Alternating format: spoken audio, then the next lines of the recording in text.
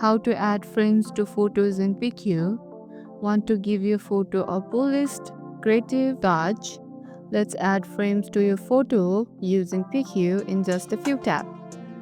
Open the PickU app and tap the plus icon. Tap on Edit button and select the photo you want to frame. Once your photo loads, scroll through the bottom toolbar and tap Frame.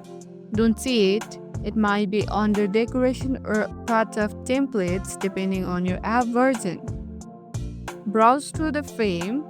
You will find tons of styles: minimal border, floral and decorative, festive and celebration themes, fancy or vintage frames. Tap on the frame to preview it instantly on your photo.